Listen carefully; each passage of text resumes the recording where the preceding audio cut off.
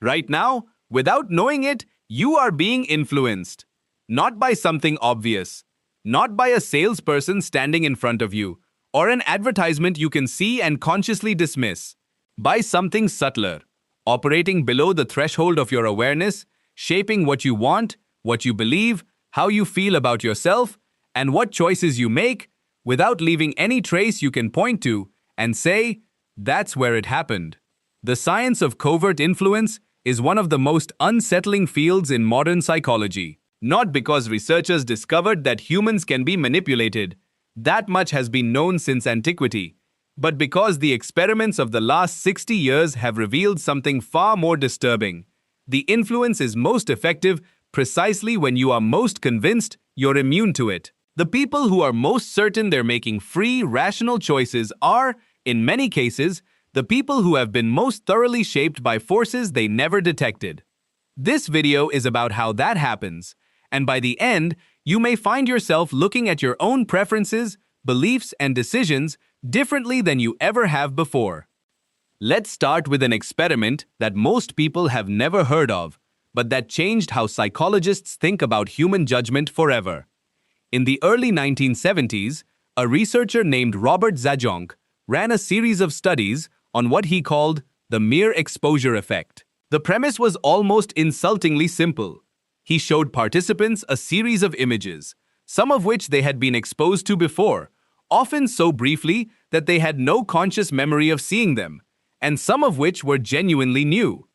Then he asked participants how much they liked each image. The result was consistent and striking. People reliably preferred the images they had been exposed to before, even when they had no conscious awareness of having seen them, even when they explicitly denied ever having seen those images. The prior exposure had slipped past conscious awareness entirely, leaving no retrievable memory, but it had changed the brain's emotional response to the stimulus. Things that were familiar, even without being recognized as familiar, felt safer, more pleasant, more appealing. Zajonc's finding has since been replicated across dozens of contexts. People exposed to a piece of music report liking it more after multiple exposures. People shown a face repeatedly come to find it more attractive, more trustworthy. Brands that advertise heavily become preferred not necessarily because people remember seeing the ads, but because mere repeated exposure creates a sense of familiarity that the brain registers as a positive signal. The preference happens in the absence of any conscious reasoning process. It bypasses argument, evidence, and deliberate evaluation entirely. This is the first layer of covert influence. Exposure shapes preference, and the exposure doesn't need to be conscious to work. Now here is where it gets stranger, because the mere exposure effect is just the surface of something much deeper. Psychologists studying unconscious influence have found that human judgment is shaped not just by what you have been exposed to, but by what has been made temporarily active in your mind, whether you're aware of it or not. This is called priming, and the research around it is among the most thought-provoking in modern psychology. A prime is any stimulus, a word, an image, a smell, a physical sensation that activates a particular concept or emotional state in the mind, which then influences subsequent thinking and behavior without the person's awareness. In a series of famous studies, the psychologist John Bargh demonstrated that priming could influence extraordinarily specific behaviors. In one experiment, participants who were exposed to words associated with old age, words like wrinkled, bingo, gray, Florida, subsequently walked more slowly when leaving the lab. They didn't know why. They weren't aware of the prime. Their bodies had simply responded to an implanted concept. In another study, participants primed with words associated with rudeness were more likely to interrupt the experimenter. Participants primed with words associated with politeness were more likely to wait patiently, even indefinitely. In a third study, participants primed with concepts associated with achievement subsequently performed better on verbal tasks. The concepts had been activated below the level of awareness and had changed behavior measurably and consistently. Bargh called this the ideomotor effect. The activation of an idea creates a direct pathway to the behavior associated with that idea, without requiring conscious intention as an intermediary. Your brain doesn't distinguish between thinking about a concept deliberately and having it implanted from outside. It simply activates the associated network of thought, feeling, and behavior, and the resulting influence unfolds whether you notice the source or not. Now pause on this for a moment.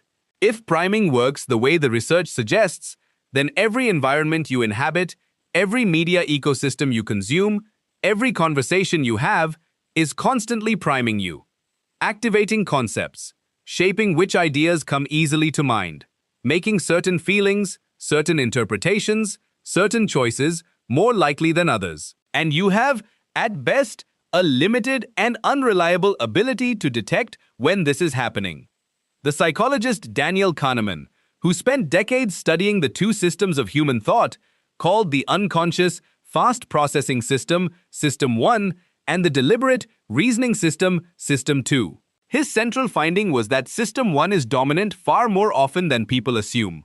Most of the time, what feels like conscious deliberation is actually System 2 constructing post hoc justifications for conclusions that System 1 reached first, through intuition, emotion, and association. This has a profound implication for covert influence.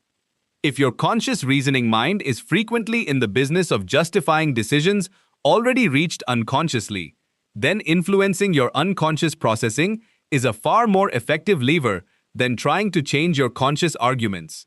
And the unconscious can be influenced by things the conscious mind never registers at all. One of the most striking demonstrations of this was a landmark 1974 study by Amos Tversky and Daniel Kahneman on what they called anchoring. Participants were asked to spin a wheel that was rigged to land on either 10 or 65. They then had to estimate what percentage of African countries were members of the United Nations. Participants who had seen the wheel land on 65 gave significantly higher estimates than those who had seen it land on 10. An entirely arbitrary number, generated by a spinning wheel that had nothing whatsoever to do with the question, had contaminated their subsequent numerical reasoning. Anchoring has since been demonstrated across an extraordinary range of real-world contexts. The first price mentioned in a salary negotiation anchors the entire discussion. The list price on a product, even when wildly inflated, anchors perceptions of what a reasonable discount looks like. Judges given an arbitrary starting point before deliberating on a sentence-length return, sentences significantly skewed toward that starting point. The anchor doesn't need to be meaningful. It doesn't need to be connected to the decision in any logical way. It simply needs to exist in your mind at the moment of judgment, and it will exert a measurable pull on the output. Here is what makes this particularly unsettling. When participants in anchoring studies are asked whether they think the arbitrary number influenced their estimate, they typically say no. When researchers explain the mechanism and ask again, participants adjust their estimates slightly, but not enough to eliminate the bias. Knowing about the anchor does not fully neutralize it. The influence continues to operate even in people who are actively trying to correct for it. This is a pattern that runs through the entire field of unconscious influence research. Awareness provides some protection, but not as much as we would like, and not as much as we typically assume. Robert Cialdini spent decades studying the specific mechanisms by which people are reliably influenced without fully understanding what is happening to them. His research identified several principles: reciprocity, commitment, social proof, authority, liking, and scarcity, that activate automatic compliance responses in human psychology. Each of these principles works, in part, by bypassing deliberate evaluation and triggering a heuristic, a mental shortcut that evolved to produce good enough decisions quickly without requiring effortful analysis.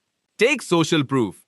When you are uncertain about what to do, you look at what other people are doing and use their behavior as evidence about the correct course of action. This is a genuinely useful heuristic in many situations. If everyone is running in the same direction, they may know something you don't.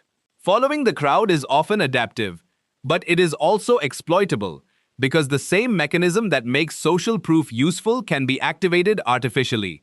A long line outside a restaurant can be engineered. Applause can be canned. Reviews can be manufactured. follower counts can be inflated, and your brain, operating through the social proof heuristic, treats all of these signals with the same automatic trust it would give to genuine evidence of popular consensus. The authority principle operates the same way.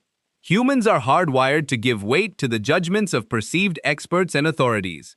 This is useful because genuine expertise is real and worth attending to. But it is exploitable because the brain responds to the signals of authority, titles, uniforms, confident tone, institutional affiliation, without necessarily verifying whether those signals accurately represent genuine knowledge.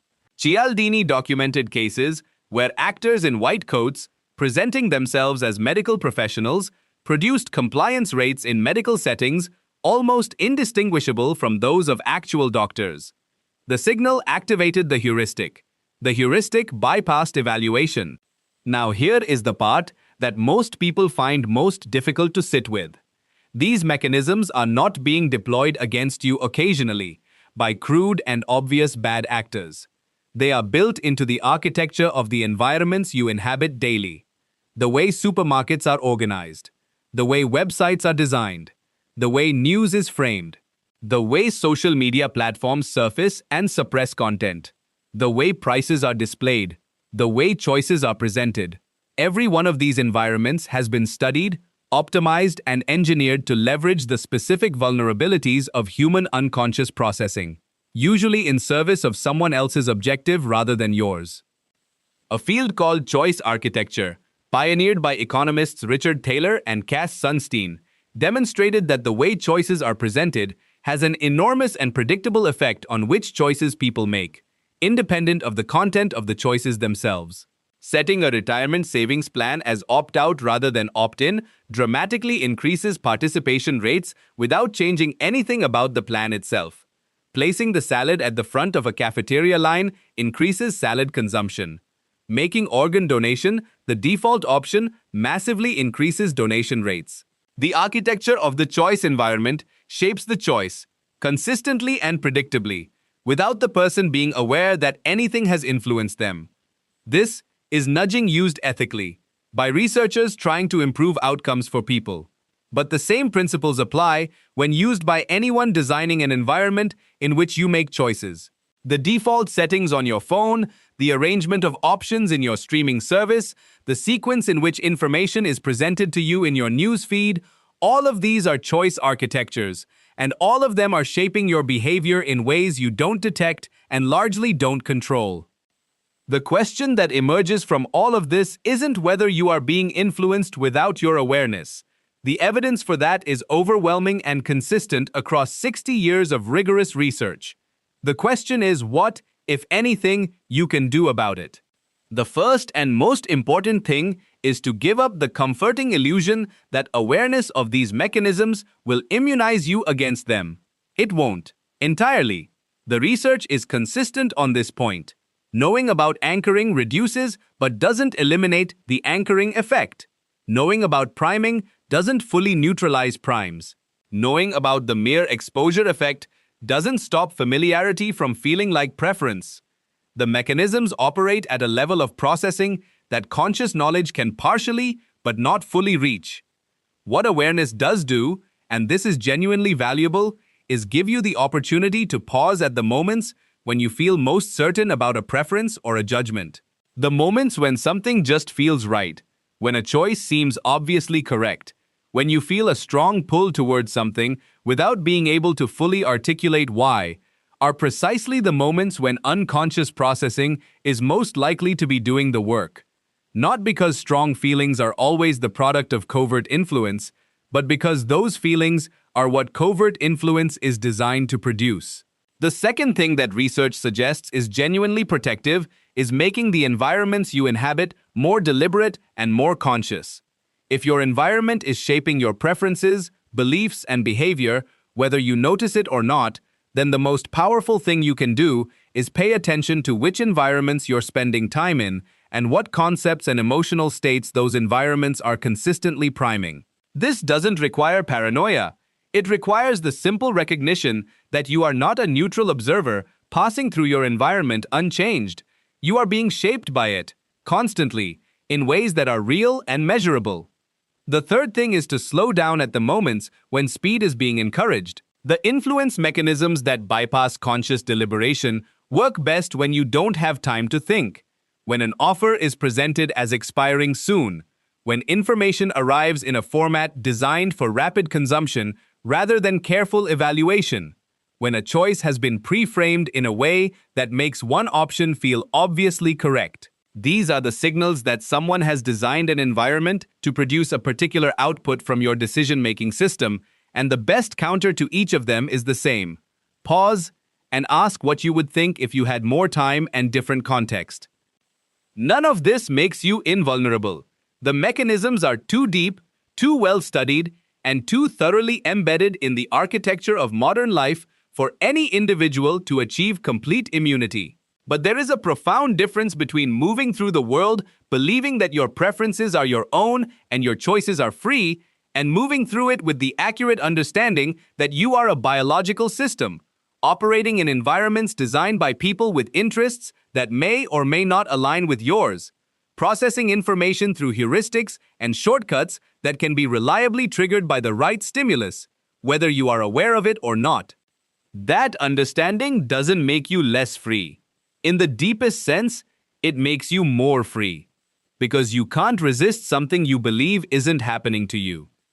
The next time you feel certain about something, certain about what you want, certain about what you believe, certain about who to trust, certain about what you prefer, try asking one question before you act on it. What was I exposed to before I felt this certain? You may not always find a clean answer, but the practice of asking is itself a kind of protection, not against influence, which is probably unavoidable, but against the specific vulnerability that most influence depends on, the assumption that it isn't happening at all. Thank you for watching, and I will see you in the next video. If you find this video interesting, please consider subscribing for more content like this.